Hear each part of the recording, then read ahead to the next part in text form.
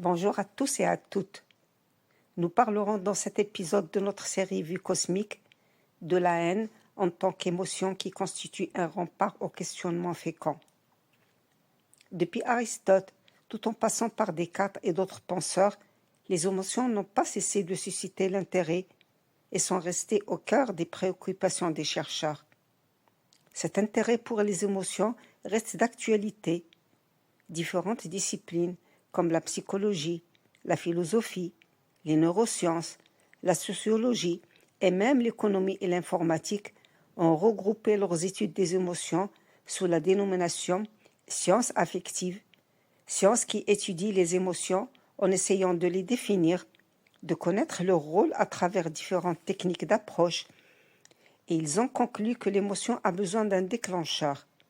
Il s'ensuit une évaluation subjective qui peut être positive ou négative selon les individus et l'intérêt que revêt l'événement à leurs yeux, puis une réponse qui se traduit par des manifestations corporelles variables selon les individus et qui peuvent préparer à une action. Parmi les émotions négatives figure la haine, qui ferme l'horizon de la remise en question et qui se solidifie autour d'une idée noyau qui est celle d'avoir raison, même quand le tort est évident. La haine règne de nos jours en maître despotique. Il est difficile de l'ignorer, tant elle est présente sous forme visible ou latente.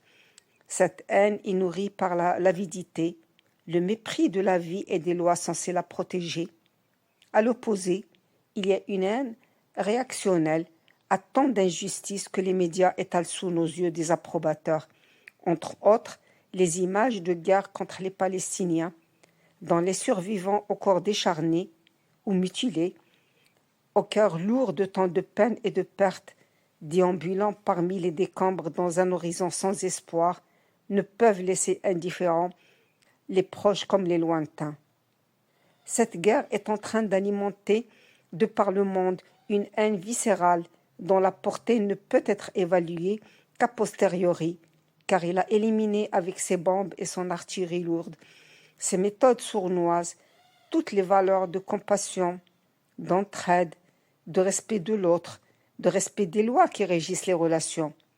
Tout en sachant que cette haine est polluante, il est difficile, devant tant d'horreur, d'établir la distinction entre l'acte et son exécuteur.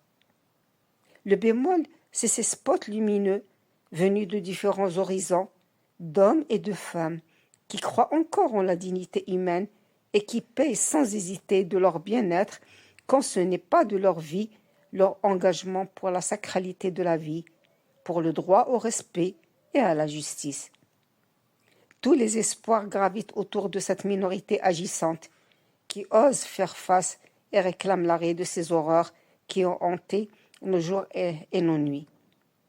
À cette minorité, nous présentons notre respect, nos remerciements et lui souhaitons plein de succès.